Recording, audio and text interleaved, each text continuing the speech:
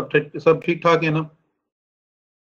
अब तक स्ट्रेंथ सिर्फ 6 स्टूडेंट्स आए हैं लाइन पे, बराबर 5 हैं। अबाउट द लेक्चर 8,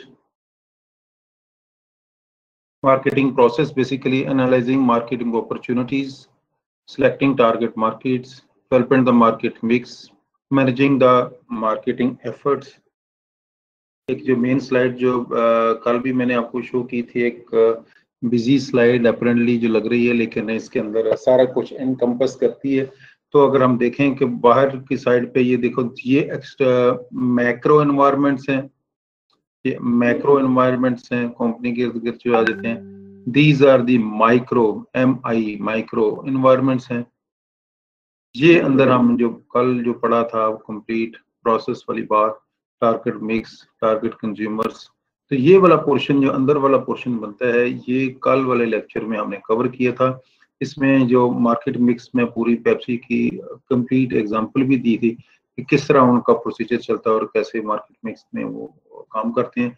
ये अपने प्रोसेस था पूरा हमारा, मार्केट एनालिसिस, मार्केट इम्प्लीमेंटेशन, ये थी प्लानिंग थी, इम्प्लीमेंटेशन एंड कंट्रोल। कोई भी आप चीज देखें इसमें आपको क्लियर कट नजर आती है। पहले कोई भी चीज उसका प्लान बनता है, उसके साथ प्लान बनने के बाद उसकी इम्प्लीमेंटेशन हो जाती है, कंट्रोल होता है बाद में कि जो उसमें आपने चीज प्लान की थी उसी तरह की हुई थी कि नहीं है। तो वो कंट्रोल के साथ हर चीज हर वक्त जो एनालिसिस भी हो रहे थे, शुरू में भी प्लान के एनालिसिस होते हैं, एंड पे प्लान के एनालिसिस होते हैं।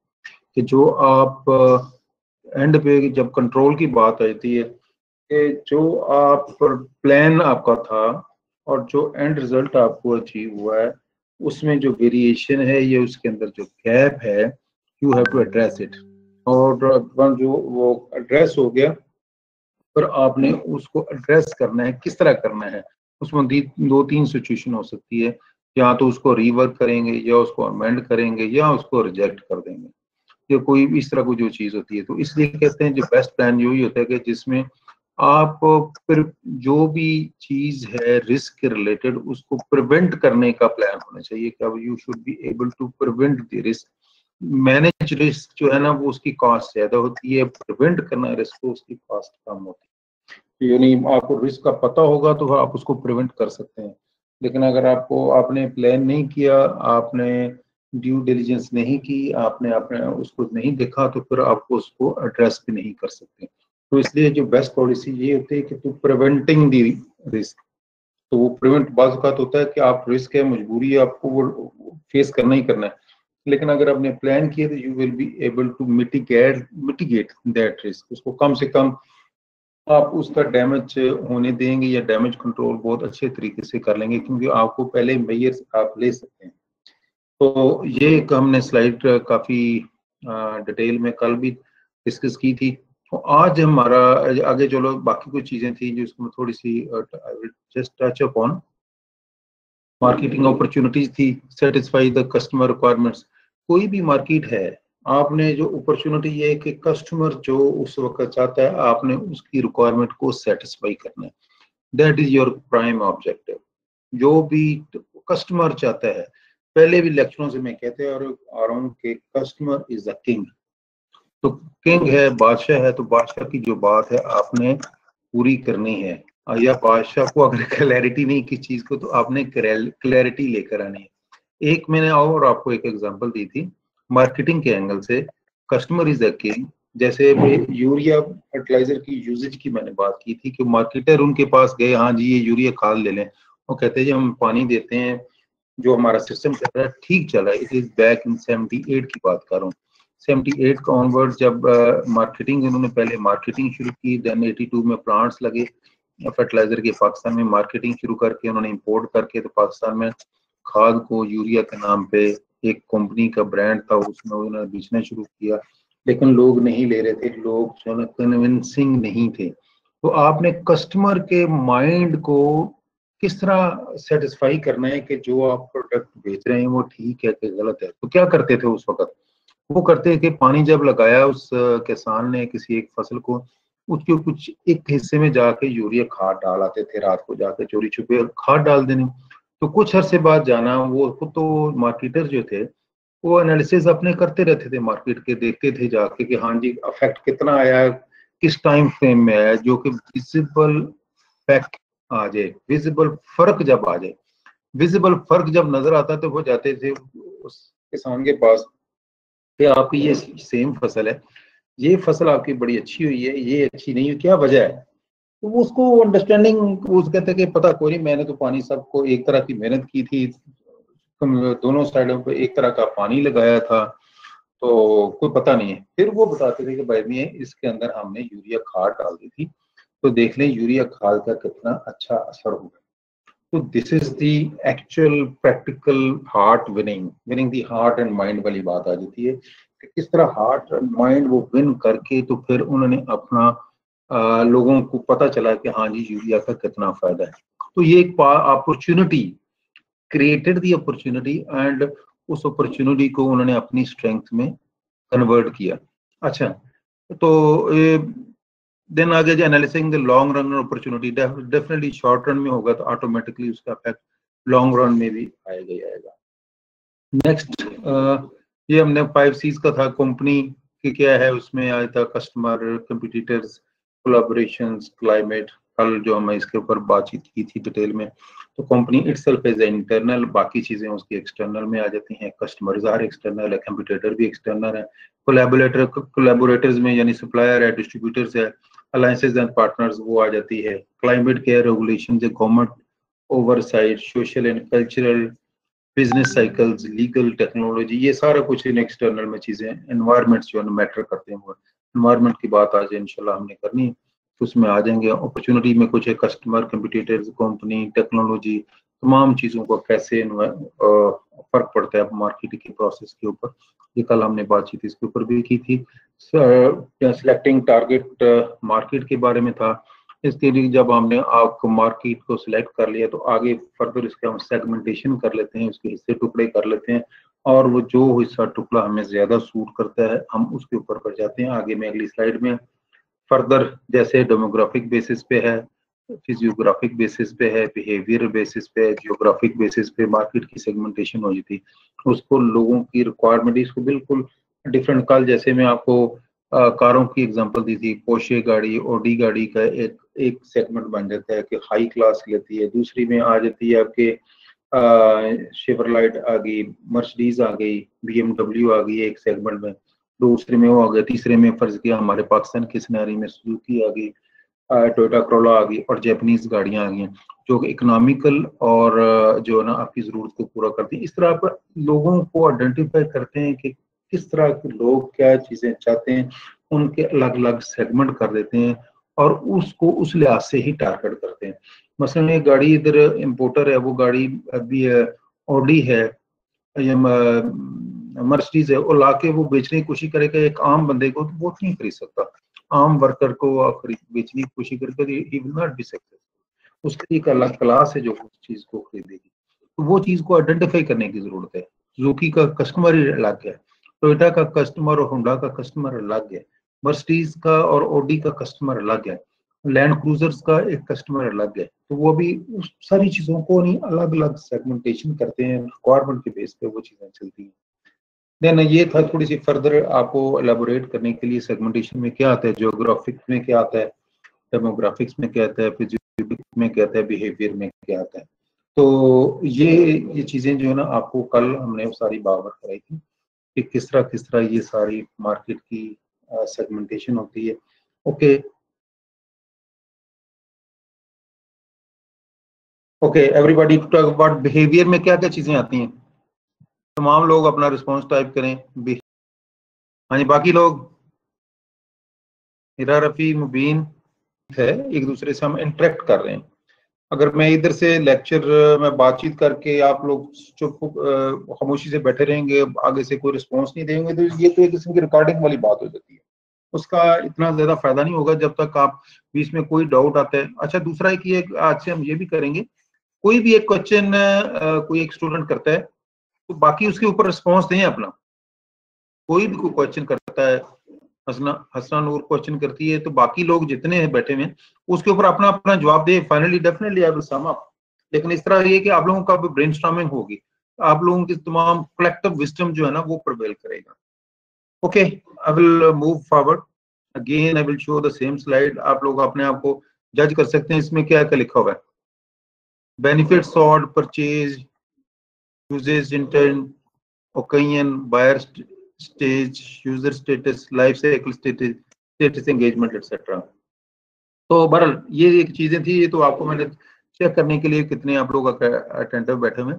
तो market testing strategies, targeting strategies में कुछ ये था कि अनडिफरेंशिएटेड है, डिफरेंशिएटेड है, कंसंट्रेटेड है, माइक्रो मार्केटिंग है। तो उसमें क्या क्या होता है, नहीं पूरी की पूरी मार्केट को टारगेट कर रहे हैं, उसके कुछ सेगमेंट्स को कुछ कर रहे हैं टारगेट, नीचे कुछ सिंपल एक हिस्से को कर रहे हैं, लोकल मार्केट को कर रहे हैं, या किसी एक इंडिविजुअल को कर रहे हैं। तो ये आगे आगे आपने देखना है कि आपकी प्रोडक्ट क्या है और उस प्रोडक्ट के लिहाज से आप कितना, आपके पास कैपेसिटी कितनी है, कैपेबिलिटी कितनी है, और आप टारगेट को किस तरह पहुंच सकते हैं और अचीव कर सकते हैं। ये वही टारगेट मार्केट सेगमेंटेशन है, टारगेट मार्केट पोजीशनिंग, ये पोजीशनिंग है उसके कस्टमर के ज़हन के अंदर आप कितनी आपकी वैल्यू है उस प्रोडक्ट की। ये थे मार्केटिंग मिक्स का भी हमने पढ़ा था, तो हमने डिटेल में पेप्सी की एग्जांपल भी पूरी डिटेल में दी थी, मार्केटिंग मिक्स में उसका क्या क्या है। ये हमने पहले लेक्चर से पढ़ते आ रहे हैं, प्रोडक्ट, प्राइस, प्रमोशन है, प्लेस है, प्रोडक्ट क्या है, गुड वैल्यू सर्विसेज है, अमाउंट ऑफ मनी उस पर खर्च कितना, कितनी उसकी कीमत क्या है, और लोगों को कैसे आप बताएंगे कि ये प्रोडक्ट अवेलेबल है। अगर फैक्ट्री में बना कर रख छोड़ेंगे तो उसका फायदा कोई नहीं है, तब तो लोगों को पता नहीं चलेगा उस प्रोडक्ट का, कोई लोगों उसके परचेजर भी हो सकता है, कोई ना हो। जैसे आपको एक था कि 50% कास्ट, अबाउट 50% कास्ट जो है ना आपकी मार्केटिंग के ऊपर खर्च हो जाती है अगर, तो इसका मतलब दैट इज अ वेस्टेज। ये वेस्टेज नहीं है, इवन के जो इसके मार्केटिंग ग्रुप कहते हैं कि इसका, हमें तो इसका कंफ्यूजन है कि वेस्टेज है क्या, मार्केटिंग के ऊपर जो आपने खर्च किया वो वेस्टेज है, या कि आपके प्रोडक्ट पे 50% खर्च किया वो वेस्टेज है। क्योंकि जो आपने 50% 100 रुपए की चीज 50 रुपए लगा के प्रोडक्ट बना के फैक्ट्री में रख दी, there is no buyer, that is a wastage. लेकिन आपने 50 रुपीज ऊपर लगा के, दिस इज एन एग्जाम्पल के 50 रुपीज की बात कर रहे हैं ना, दैट इज मैक्सिमम की वो बात कर रहे हैं, हो सकता है 10% पे आपकी लोगों को पता चल जाए। तो आपने तो मार्केटिंग जो आपने खर्च करके आप उस 50% को भी गुड मनी में कन्वर्ट कर लिया। इसमें मकसद ये, मार्केटिंग मिक्स में प्रोडक्ट में क्या क्या चीजें है, प्राइस में क्या है, प्रमोशन क्या है, और प्लेस के अंदर क्या आ जाता है। कल हमने इसको डिटेल में स्टडी किया था। आज हम करेंगे मार्केटिंग एनवायरनमेंट जो है। मार्केट एनवायरनमेंट के अंदर आ गया जी, मार्केटिंग एनवायरनमेंट है क्या। हाँ जी, मार्केट अभी क्योंकि स्लाइड आ गई नहीं तो मैं पूछना था क्वेश्चन। ये consist actors and forces, basically actors and forces, act करना, और उसके किसी को एक्ट करने वाले, इसको बनाने वाले फोर्सेस जो उसके ऊपर कोई असरअंदाज हो सकती हैं, outside marketing that affect marketing management's ability to develop and maintain successful relationship with its target customers. कोई एनवायरनमेंट में बात आपको पहले भी तीसरे लेक्चर में मैंने बताया था, जैसे कोरोना की वजह से दुनिया के टोटल एनवायरनमेंट ही चेंज हो गए, जो कि मार्केटिंग के एनवायरनमेंट, बिजनेस के एनवायरनमेंट, टोटल हर चीज के अंदर चेंज आ गई है। बहुत से मसले मसाइल भी आ गए हैं, जैसे तेल की कीमतें गिर गई हैं, और जिसकी और आपकी जो इंटरनेशनल मूवमेंट ही स्टेलमेंट में चली गई है। एयरलाइन इंडस्ट्री सारी बैठी हुई है इस वक्त, आपकी जो होटलिंग इंडस्ट्री बैठी हुई है, टूरिज्म इंडस्ट्री बिल्कुल बैठी हुई है, बिल्कुल जो वो माइनस पे काम कर रहे हैं, उनके पास अभी कोई रेवेन्यू वाली बात नहीं रही इस वक्त, क्योंकि बंद पड़ी हैं चीजें। पाकिस्तान में भी अभी लॉकडाउन फ्रॉम 9th ऑनवर्ड्स थोड़ा रिलैक्सेशन वाला प्रोसेस अभी स्टार्ट हुआ है, उसका अच्छा होना बुरा होना दैट इज एंड पे फिर थोड़ा सा डिस्कस कर लेंगे उसके ऊपर। लेकिन एनवायरनमेंट की बात करने की कितना ओवरऑल एनवायरनमेंट का कितना फर्क पड़ रहा है। इधर कोई फैक्ट्री थी, कोई चीज बना रही थी, लेकिन अभी दुकानें बंद है, कपड़े के फर्ज को ओके कपड़े की एग्जांपल लेते हैं, कपड़े की सारी शॉप्स बंद हैं, इसका मतलब उसकी सेल बंद है, अब ना रेवेन्यू जनरेट हो रहा है ना प्रॉफिट कुछ आ रहा है। तो उसके अंदर जितने भी वो काम करने वाले बंदे थे, मिल तो हो सकता है चल रही है, लेकिन उसकी भी एक कैपेसिटी होती है कि उसके जो रॉ मटेरियल के ऊपर खर्चा होना होता है, एक साइकिल बनता है कि आपकी चीज आगे प्रोडक्ट बचती है, उसमें से पैसे आते हैं प्रॉफिट की शेप में, तो वो आपके पास फिर उसमें लगते प्रॉफिट या उसमें रेवेन्यू की शेप में आते हैं, जो उसके पोर्शन उसके ऊपर दोबारा रॉ मटेरियल खरीद के तो दोबारा कपड़ा और बनता जाता है। लेकिन आगे अगर कोई ब्रेक लग गई, आपको चीज नहीं बिक रही, तो वेयर हाउस की भी कोई कैपेसिटी होती है, स्टोरेज की भी कोई कैपेसिटी होती है, तो वो सारी चीजें ओवर सिचुएटेड हो जाती हैं और प्लांट हो सकता है किसी टाइम फ्रेम में आके बंद भी करना पड़े। ये एक बेसिकली एक साइकिल है, हर चीज का एक बिजनेस साइकिल है। तो वो चीज एनवायरनमेंट क्या प्रिवेल कर रहे हैं उनके लिए, एक्सटर्नल एनवायरनमेंट की वजह से वो सारे प्रॉब्लम्स उनको हो गई। तो ये मार्केटिंग के ऊपर हर तरह के, अभी कोई किसी अगर जंग हो जाती है, फ्लड आ जाता है, अर्थक्वेक आ जाता है, अनटूवर्ड सिचुएशन किसी लेवल में नेचुरल और अननेचुरल अनटूवर्ड सिचुएशन आ जाती है, तो वो मार्केट के ऊपर उसका फुल इफेक्ट आता है और डिपेंड करता है कि किस तरह का इफेक्ट है। और उसी परसेंटेज के लिहाज से जैसे स्टॉक मार्केट के ऊपर कोई अच्छी बुरी खबर जब भी कभी आ जाती है तो स्टॉक मार्केट के ऊपर बहुत ज्यादा उसका फर्क पड़ता है, और पाकिस्तानी स्टॉक मार्केट के ऊपर तो बहुत ज्यादा ही फर्क पड़ता है, क्योंकि हम इंटरनेशनल लेवल पे भी कोई मेजर इवेंट होता है तो हमारे स्टॉक मार्केट के ऊपर बहुत ज्यादा फर्क पड़ता है। Next, all the actors and forces influence the company's ability to translate business effectively within its largest target market. एक माइक्रो इन्वायरमेंट होते हैं, मैक्रो होते हैं, जो क्लोज तीन एनवायरनमेंट में आ जाते हैं। माइक्रो होते हैं, माइक्रो यानी छोटा, मैक्रो बड़ा। Largest social forces that affect the whole micro environment. तो ये आज सिर्फ माइक्रो पढ़ना है, ये इसकी बेसिकली तीन कैटेगरियां फर्दर बन जाती हैं। मैक्रो में है, माइक्रो है और इंटरनल इन्वायरमेंट। इंटरनल इन्वायरमेंट अभी बाकी को तो अलग अलग हमने पढ़ना ही पढ़ना है। इंटरनल में आगे मशीनरी है, एसेट्स है, एम्प्लॉइज हैं, कंपनी पॉलिसीज हैं, कंपनी प्रोसीजर्स हैं।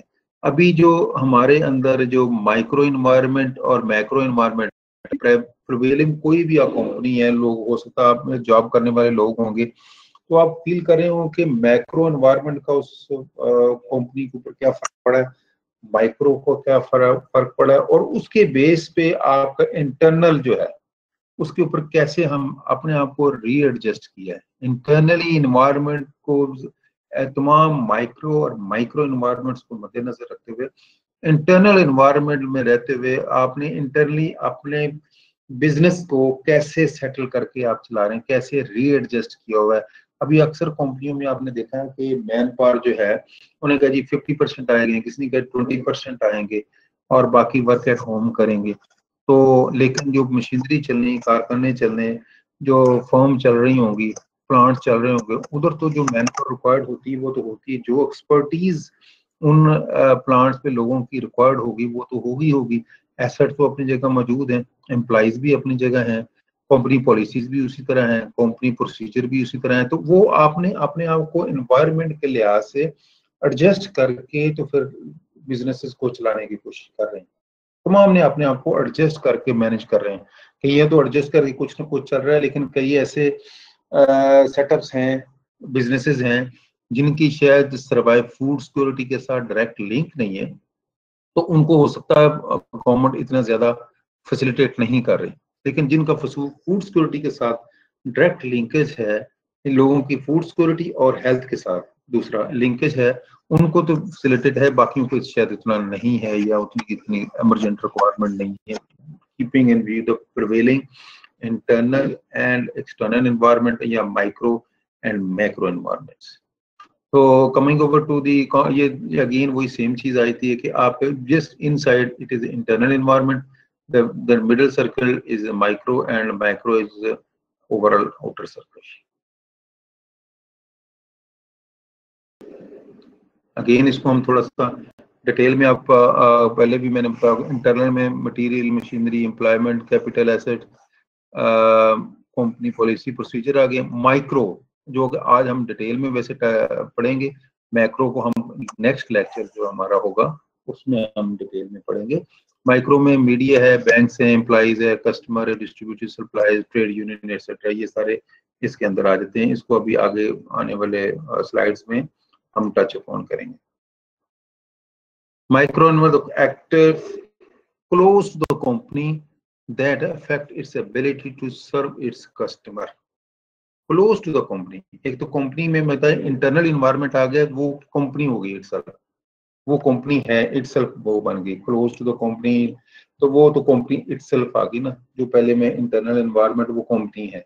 अभी एक जो माइक्रो एनवायरनमेंट आ गई जो close to the company, company में जैसे आ गए, कंपनी में सप्लायर है, मार्केटिंग इंटरमीडियरीज हैं, कस्टमर मार्केट है, कंपटीटर्स हैं, पब्लिक है।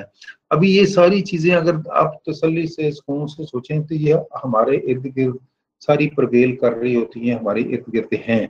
कंपनी जिसमें आप काम कर रहे हैं, जो कोई काम करने वाले कर रहे हैं, कोई नहीं तो करेंगे, जॉब करने वाले हैं जो वो अच्छे तरीके से इसको समझ सकते हैं। लेकिन इसमें कोई ऐसा मसला नहीं है।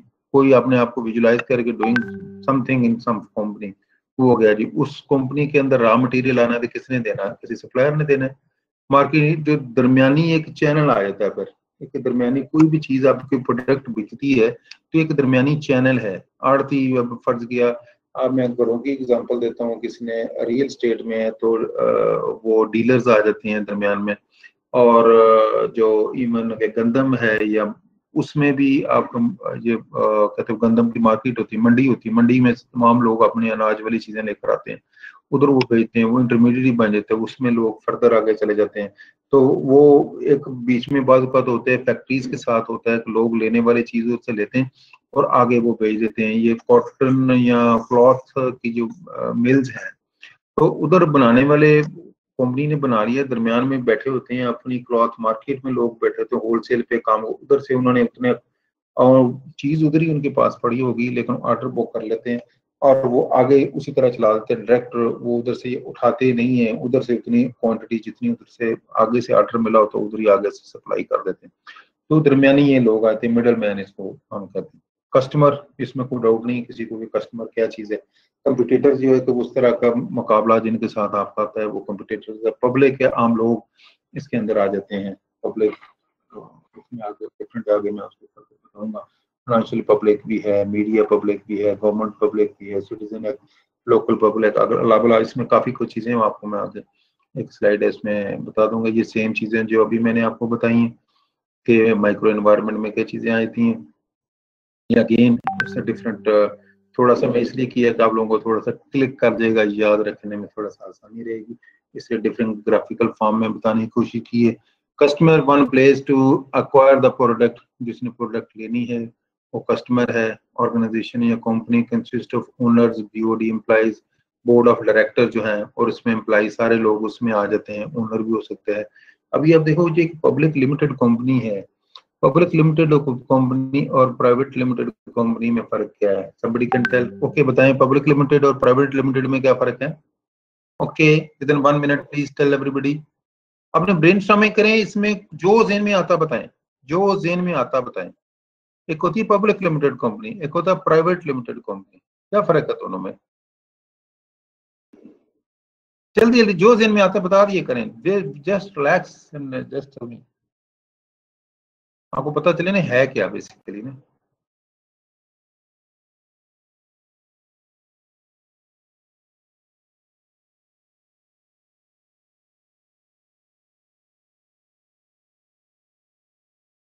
गुड,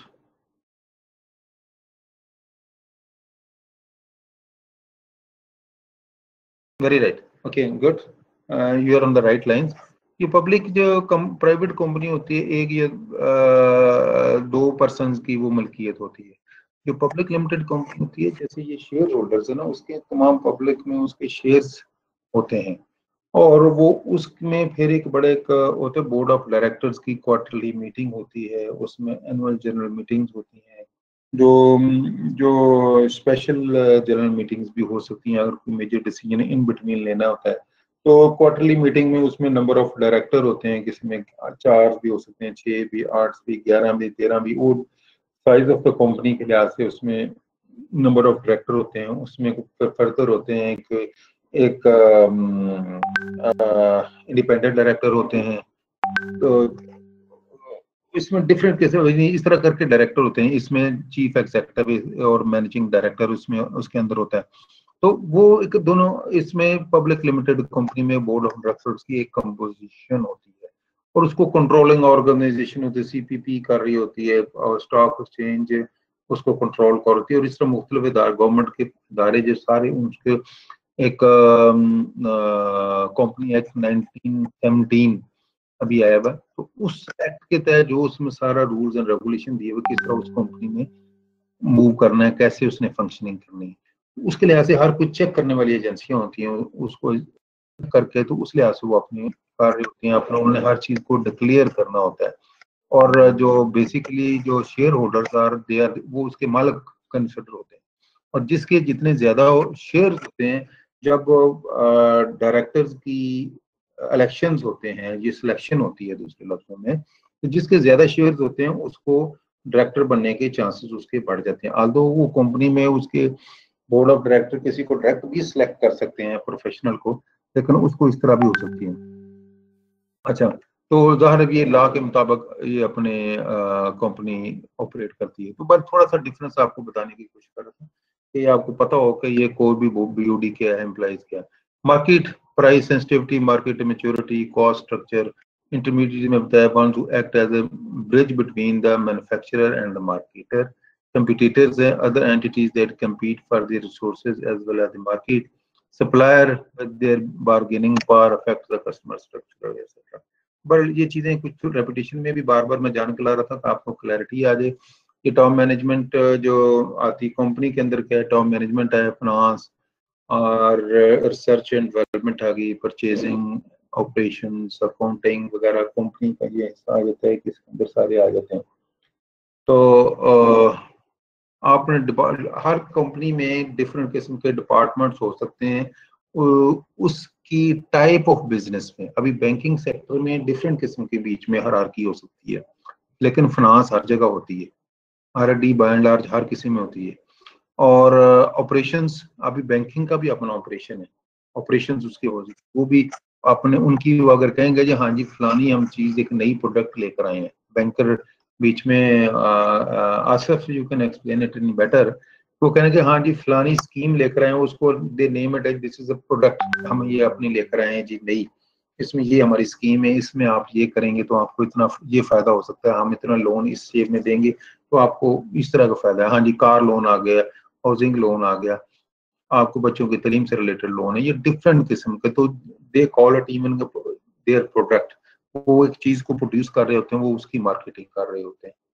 अच्छा जी, आगे आ गया जी आपका customer are the actual buyer of the goods and services. Company must study its customer market closely since each market has its own special characteristics. अभी वो में जैसे बताया कि बैंकिंग की एक उसकी मार्केटिंग एक अलग उसके कैरेक्टरिस्टिक्स हैं, फर्टिलाइजर का पहले एक एग्जांपल आपकी इसलिए मैं दोबारा बता रहा हूँ, उसके अलग कैरेक्टरिस्टिक्स हैं। गंदम की मार्केट है तो उसके अलग कैरेक्टरिस्टिक्स है, कपड़े की तो अलग उसके कैरेक्टरिस्टिक्स हैं, हैवी मशीनरी की आप बात कर लें, तो बड़े बड़े प्लांट्स की आप बात कर लें, कोई प्रोजेक्ट लगना है, कोई चीजें लगनी है, तो वो कस्टमर सारी हर लिहाज से हर चीज के डिफरेंट कस्टमर, एयरलाइन टिकटिंग के भी अलग कस्टमर है, तो हर कस्टमर की टाइप बिजनेस उस लिहाज से फर्क पड़ता है। कंपनी में अभी आ जाता है कि कस्टमर में इंटरनेशनल मार्केट का उसमें क्या फर्क पड़ जाता है, कंज्यूमर मार्केट है, बिजनेस मार्केट है, रीसेलर मार्केट है, गवर्नमेंट मार्केट एक्सेट्रा, तो ये उसके अंदर डिफरेंट किस्म की चीजें जो उसके ऊपर अफेक्ट करती हैं। मार्केट इंटरमीडिएट मेरी रीसेलर हैं, फिजिकल डिस्ट्रीब्यूटर फर्म्स हैं, मार्केटिंग सर्विस एजेंसीज हैं, फाइनेंशियल इंटरमीडिएरीज हैं, firm that help the company promote, sell and distribute its goods to final buyers. क्योंकि कोई भी एक फैक्ट्री प्लांट में कोई चीज तैयार होती है तो वो खुद उधर से उठा कर नहीं लेते हैं, अनटिल अनलेस उनका अपना एक इस तरह का नेटवर्क है, सारा कुछ वो कर सकते हैं, या उनके इतनी कैपेसिटी और कैपेबिलिटी है कि सारा कुछ वो कर सकते हैं, तो दैट इज गुड। लेकिन अगर वो नहीं कर सकते तो आगे फिर वो मिडिल मैन आ जाते हैं, डिफरेंट किस्म के, वो अपने एक तरह से चीज खरीदी और दूसरी जाके आगे आगे उन्होंने बेच दी, रीसेल कर दी, बस एक चीज हो सकता 3 स्टेप्स भी जाके तो फाइनल कंज्यूमर तक पहुंच रही हो। एक चीज ऐसी भी है ना, आप ये किसी फसल की आप बात करें, सिंध से अक्सर होता है कि फसल जल्दी तैयार हो जाती है, तो उधर से लोग जो मेन होल सेलर जो उधर का होगा वो उधर से उठाएगा, वो चीज ला के फर्ज किया पंजाब में किसी मेन हो, इधर आके किसी होलसेलर को दे देगा, इधर वाला होलसेलर जाके ना फिर आप मंडी में वो चीज लेकर जाएगा, मंडी में जाके आगे हो सकता है मीडियम लेवल के जो होलसेलर उधर से खरीदें और वो खरीद के तो आगे जो है ना कंज्यूमर तक उसकी फिर रसाई हो। आगे next coming over to the market and news में याद अभी कोका कोला के एग्जांपल के लिए मैं थोड़ा सा करना है। Recently Coke signed 10-year deal with US based company वेंडले that it will provide coke to all the fast food chains located in USA. तो वेंडली in this case is a big example of intermediate for Coke. अभी I think so मैं इसको जरा simple कर तरीके से समझाने की कोशिश की है कि ये स्लाइड भी मैंने आपको इसलिए आपको सामने शो की है कि ये इसका क्या तरीकाकार होता है कि ये दरमियान में वो मिडिल मैन, वेंडले क्या है, ये मिडिल मैन, ये मिडिल कंपनी है कोका कोला की, कि जिसने वो उनसे लेते हैं चीज और आगे जाके उन्होंने आगे एक फूड चेन्स में तमाम में जाके वो चीजें बेच देते हैं। अभी फर्ज किया पाकिस्तान में अक्सर आप देखेंगे, आप पिज्जा लेने जाते हैं मुख्तलिफ जगहों पे, तो वो आप कहने के साथ कईयों ने कोक रखा हुआ, कईयों ने पेप्सी रखी हुई है कि हाँ जी अगर 15 इंच का पिज्जा है उसके अंदर 2 लीटर की है या 1.5 लीटर की होगी, तो अगर 12 इंच का है तो उसके अंदर इतने लीटर की है, अगर उसको आप 10 इंच वाला या 9 इंच का उसका मुख्तलिफ साइज इंचों के लिहाज से आप देख लें, या medium, small, large, extra large family, तो उसमें डिफरेंट किस्म के साथ उन्होंने, तो क्या है ये कैसा बिजनेस उन्होंने अपना किया हुआ है कि पिज्जा तो वो बेच रहे हैं, साथ कोका कोला के साथ उसको हो सकता है ओरिजिनल कॉस्ट पे लेके तो उनकी भी वो चीज बिक रही है, लेकिन कोका कोला भी बिक रही है, साथ उनकी ऑटोमेटिक जो है ना उनकी प्रमोशंस भी हो रही हैं। तो सप्लायर क्या है, are the firms and individual that provide the resources needed by the company. Resources जो भी चीज उनको चाहिए, इसमें लाजमी नहीं कि रॉ मटेरियल ही हो, इसमें सप्लायर ने प्रोवाइड ये भी करना होता है थ्रू प्रोक्योरमेंट, आपके वो जो प्लांट्स के कुछ पार्ट्स भी हो सकते हैं, क्योंकि कोई भी चीज है, कोई भी मशीनरी है, उसने ये नहीं है कि एक दफा बन गई और दैट्स अबाउट ऑल, ऐसा नहीं होता। उसमें कुछ चीजें ज़ाहिर wear and tear, maintenance, continuous process होता है और जब उसको एक पूरी सॉर्ट ऑफ ओवरहॉलिंग करनी पड़ती है कुछ टाइम फ्रेम के बाद, अदरवाइज तो चीजें सारी खराब हो जाएंगी।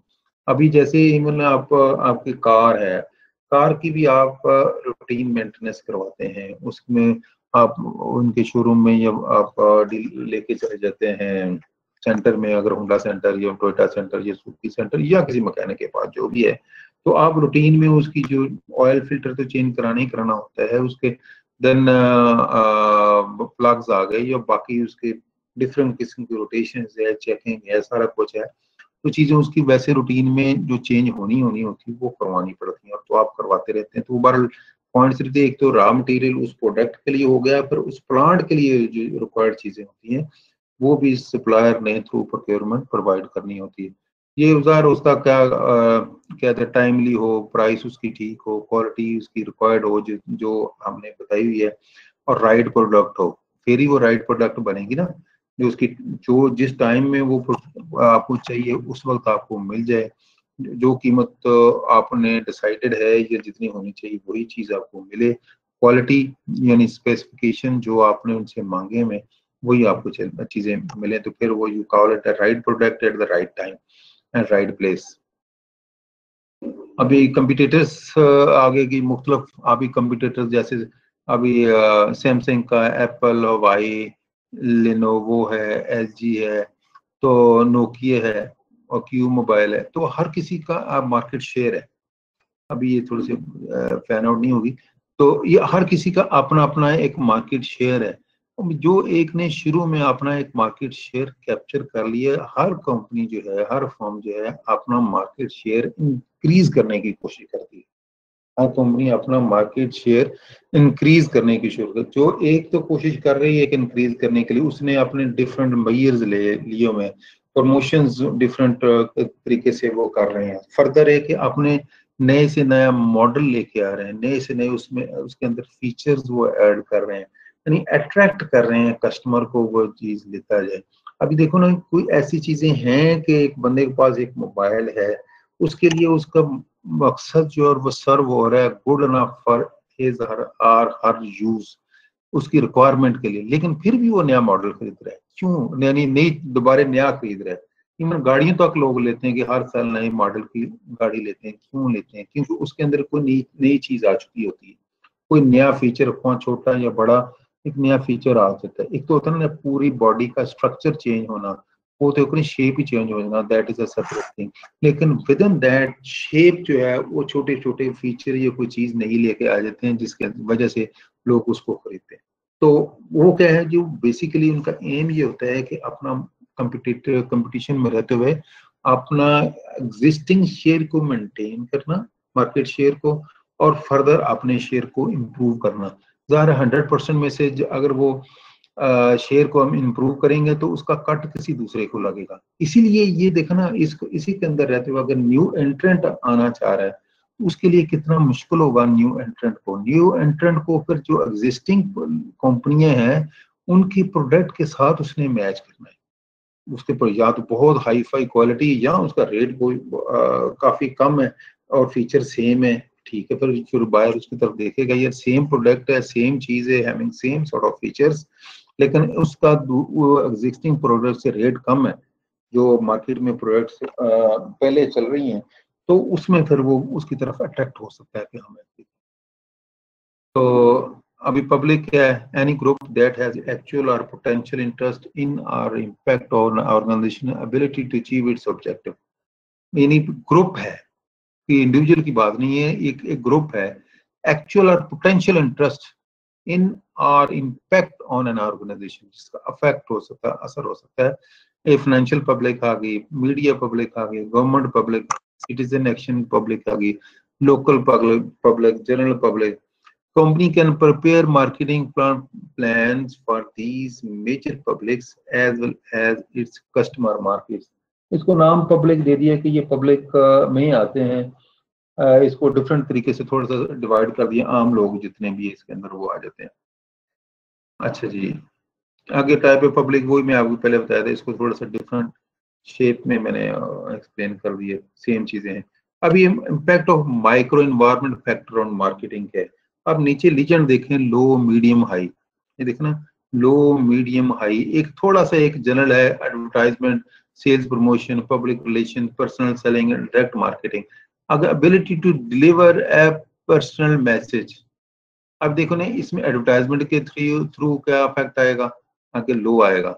अब सेल्स प्रमोशन के थ्रू, पब्लिक के थ्रू, पर्सनल सेलिंग के थ्रू। अब देखो पर्सनल सेलिंग, एक बंदा सामने पहुंच गया, उसका कन्विंस करना और एड का चलना, एड फर्ज की आपके सामने चली है और एडवर्टाइजमेंट यानी, तो उसको वो शॉर्ट पीरियड ऑफ टाइम के लिए होगी, सेकंड्स का उनका हिसाब होता है और मिलियंस के हिसाब से उन्होंने पैसे पे करने होते हैं। तो वो कुछ समझ आएगी, कुछ समझ नहीं आएगी, आल्दो वो रेपिटेशन, वो टीजिंग उनका एक प्रोसीजर होता है, वो सारा कुछ करते हैं। तो ये जस्ट एन एग्जांपल कि किस तरह के एक जनरल, ये उनकी रिसर्च बेस्ड एक डेटा है कि किस तरह इफेक्ट होता है किसी की डायरेक्ट का, किसी का पब्लिक में। अभी जो टेक्स्ट हेयर, अभी इसमें ये एडवर्टाइजमेंट का इफेक्ट ज्यादा है और सेल्स प्रमोशन में भी ज्यादा है, और इधर लेकिन चाहे पब्लिक रिलेशंस में इसका कम है, टेक्स्ट है। पर इस तरह करके डिफरेंट ये रिसर्च बेस्ड इसके रिजल्ट्स हैं कि आपको किस तरह इसका इफेक्ट पड़ता है। आगे आगे जी कंपनी माइक्रो एनवायरनमेंट में जो है कस्टमर मार्केटिंग चैनल जो दरमियान में आ गए, अब वे आ गया जी, होलसेलर आ गया, होलसेलर आ गया, जॉबर आ गया, रिटेलर आ गया। रिटेलर आ गया यानी परचून वाला जिसको हम कहते हैं, जो क्योसिक, जो में कोई चीज को बेचते हैं, लोअर छोटे, मैंने आप बाजार में जा रहे हैं, आप कहते हैं यार मेरे सिगरेट पीने का दिल करता है, सिगरेट डब्बी के बजाय खोखे पे जाते हैं, चल यार एक सिगरेट देना, माचिस देना, आप लगाइए, लाइटर से माचिस लगाइए। आप जो स्मोकर है उनके लिए example, I am not a smoker, just giving you an example. तो वो एक रिटेल भी छोटे लेवल पे भी आप चीज खरीद लेते हैं अपनी रिक्वायरमेंट के लिहाज से, उस वक्त कितना अपने आप को। होलसेलर तो एक है ही है कि वो होलसेल में चीज उठाता है और आगे ले जाता है। नेक्स्ट कमिंग, अच्छा ये तो हमने था सारा, बेसिकली आज का टॉपिक हमारा इतना है जो कि अब आज हमने कवर कर लिया। अभी एक चीज थी कि वो पहले मैंने आपको जिक्र किया था कि मैं आपको बताऊंगा ये डिफरेंट किस्म की डिमांड्स, ये डिमांड सिचुएशन क्या होती है। नेगेटिव डिमांड है, नो डिमांड है, लेटेंट डिमांड है, ये तकरीबन 8 किस्म की ये डिमांड है। तो नेगेटिव डिमांड आ गई कि कन्वर्जन, नेगेटिव डिमांड क्या होती है कि आपकी को जो प्रोडक्ट आप लेकिन लोग उसको अच्छा समझते नहीं है, उसको लोग उसको अच्छा समझते ही नहीं है। तो उसके लिए क्या है कि आपने एक कन्वर्जन मार्केटिंग की स्ट्रेटजी अडॉप्ट करनी होती है, लोगों को कायल करना होता है। बाज़ औक़ात एक चीज होती है कि अब कहते हैं जी फ्रोजन जो चीजें हैं ना वो ठीक नहीं होती हैं सेहत के लिए, तो वो लोग उसको अच्छा समझते नहीं, उसको नेगेटिव समझते हैं। लेकिन आप किसी तरीके से लोगों को जब कन्विंस कर लेंगे कि हाँ जी फ्रोजन चीजें भी ठीक होती हैं और उसका ये फायदा है दूसरी चीजों के मुकाबले में, तो लोग फिर उसकी तरफ कायल हो सकते हैं। आपने कन्वर्जन कर लिया। बात तो होते है किसी चीज की डिमांड होती नहीं है, उसके लिए क्या आप क्या करते हैं, तो उसके लिए भी आपने डिमांड को क्रिएट करना है। जैसे सोना यूरिया की मैंने एग्जांपल दी, उसकी डिमांड को नहीं है, कस्टमर को पता ही नहीं है ये क्या चीज है, तो आपने उसको क्रिएट कर लिया। लेटेंट डिमांड है डेवलपमेंट मार्केटिंग। डेवलपमेंट मार्केटिंग जो है, कल हमें एक लेक्चर नंबर 7 में आपको मैंने पढ़ाया था कि आपको ग्रोथ मार्केट में, तो उसमें कैसे करते हैं, आपकी नई प्रोडक्ट सेम प्रोडक्ट है new market, basically same product new market इसमें आए थे। डेवलपमेंट मार्केटिंग में नई मार्केट में आप उसको जाकर डेवलप करते हैं, उसको बेचते हैं प्रमोशन के थ्रू। डिक्लाइनिंग डिमांड है आपकी, जो पहले आपकी प्रोडक्ट चल रही है, उसकी डिमांड डिक्लाइन होना शुरू हो गया, तो उसके लिए आप क्या करेंगे, आपको रीमार्केटिंग करनी पड़ेगी, प्रमोशंस करनी पड़ेगी, लोगों को एतमाद दोबारा हासिल करना पड़ेगा। फुल डिमांड अगर कोई चल रही है तो आपने उसको मेंटेन करना है, जो कि उसमें इतना आसान नहीं होता। जो भी डिमांड चल रही है उसको मेंटेन करना आसान नहीं होता, लेकिन आपने उसको मेंटेन करना होता है। इरेगुलर डिमांड क्या है, इरेगुलर डिमांड की एग्जांपल मैं सिर्फ ये दूंगा कि जैसे आप एसी है, एसी आजकल तो इन्वर्टर भी आ गए हैं, लेकिन उसके एग्जांपल के तौर पे आप कहते हैं पेडिस्टल फैन कह लें साथ, तो जिनकी डिमांड सिर्फ गर्मियों में होती है ज्यादा, तो गर्मियों में वो चलते हैं और गर्मियों में उसकी बिक्री ज्यादा है, सेल ज्यादा है। लेकिन सर्दियों में जाके उसकी सेल जो है ना मिनिमम हो जाएगी। उस वक्त क्या करते हैं कि आप डिफरेंट किस्म की प्रमोशंस लगा देते हैं, हाँ जी इतने % डिस्काउंट, आपको 90% पे ले आते हैं, 80% पे उसके रेट को लेकर आ जाते हैं, ताकि आप मिल फैक्ट्री चलती रहे, आपकी चीजें बिकती रहे, कुछ ना कुछ चलता रहे, वो आपने करना है। ओवर फुल डिमांड क्या हो सकती है, ओके लेट मैं एक्सप्लेन करूंगा, लेकिन anybody can comment on this, what is over full demand. आपकी जो अवेलेबिलिटी से ज्यादा डिमांड आपकी है तो उसको ओवरफुल डिमांड कहते हैं। जैसे बिजली है, बिजली की डिमांड आपकी बहुत ज्यादा है, लेकिन आपके पास बिजली की डिमांड बहुत ज्यादा है, ओवरफुल डिमांड है, आपकी जो सप्लाई कम है, तो यानी आपकी रिक्वायरमेंट जो डिमांड लोगों की बहुत ज्यादा है, इसको आप ओवरफुल डिमांड करते हैं। Then unwholesome demand, counter marketing. इसकी एग्जांपल पहले भी हम दे देंगे, जैसे गाड़ियों की एग्जांपल हमने दी थी, ऑर्गेनाइजेशन डिमांड काउंटर मार्केटिंग जैसे कि गाड़ियों की भी हम डिमांड की बात कर लेते हैं कि आप गाड़ियों की डिमांड ज्यादा है, उसकी बनाने की मैन्युफैक्चर करने की कैपेसिटी कम है, तो क्या है जी आपकी डिमांड, तो आप उन्हें किस्म के लोगों को क्या है जी रेट बढ़ा देते हैं, लंबे टाइम फ्रेम दे देते हैं, उन्हें क्या जी एडवांस ज्यादा बुक कराएं तो ये ऐसे होगा, इतने % कराएं तो इसमें, तो ये है कि आपने जो डी मार्केटिंग एक किस्म की करने वाली बात है, काउंटर मार्केटिंग करके तो उसको लोगों को सेटिस्फाई आपने करना है। अच्छा जी, अभी किसी जो आपका ना विजडम प्रिवेल कर जाता है और आपको आंसर मिल जाते हैं। अच्छा एक चीज मैं आपको बताता हूँ कि ये 1980 में जो आपका जो स्पेनिश फ्लू आया था, उसमें जैसे अभी कोरोना वायरस में हमारा बैन जो है ना इसको रिलैक्स कर दिया गया, तो रिलैक्स उसका भी कुछ नुकसान भी हो सकता है, तो हमें सबको बहुत केयरफुल रहने की जरूरत है।